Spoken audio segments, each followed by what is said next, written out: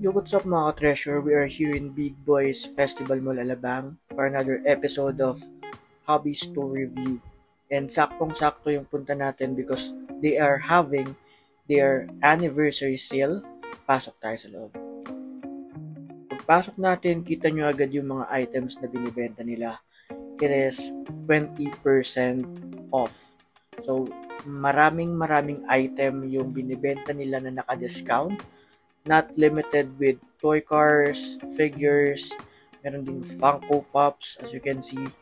So they have all of these items discounted price. So itong branch nila sa Festival Mall, madalas akong nagpupunta dito. Dito rin ako madalas bumibili ng Funko Pop. Aside from, of course, paying yung mga auction items na kinoconduct nila online. So, as you can see guys, there are several items here. Big Funko, small Funko, action figures, anime figures, Marvel DC figures, napakarami. So, may buy one take one din sila aside from the 20% off na binibenta nila for their anniversary sale. Napakaraming choices. So, onti yung tao nung pagpunta ko kaya kita nyo naman kapag video tayo ng maluwag. So, ayan yung mga action figures. Merong Dragon Ball, Naruto, may mga Jujutsu Kaisen figures din. Meron ding Demon Slayer, napakarami.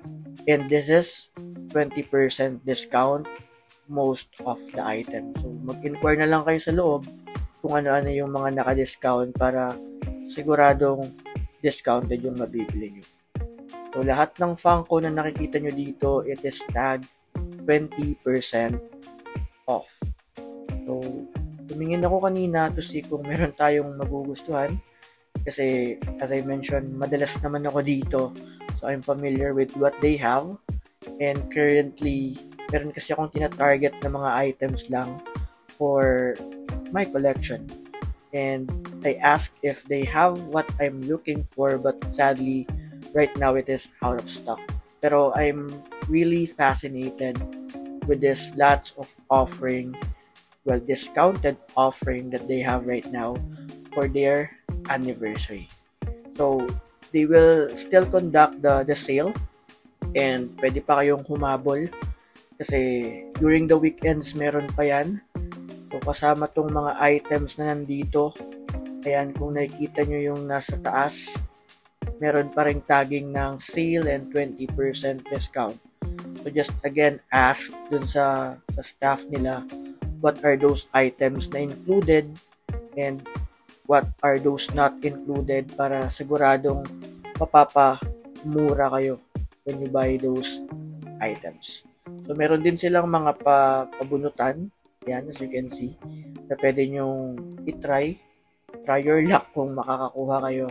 Pero overall, ito yung store na pinakamalapit sa lugar ko and mostly dito ako pumupunta to check and to buy Funko Pops.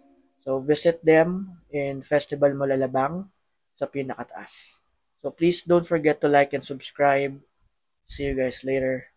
See ya.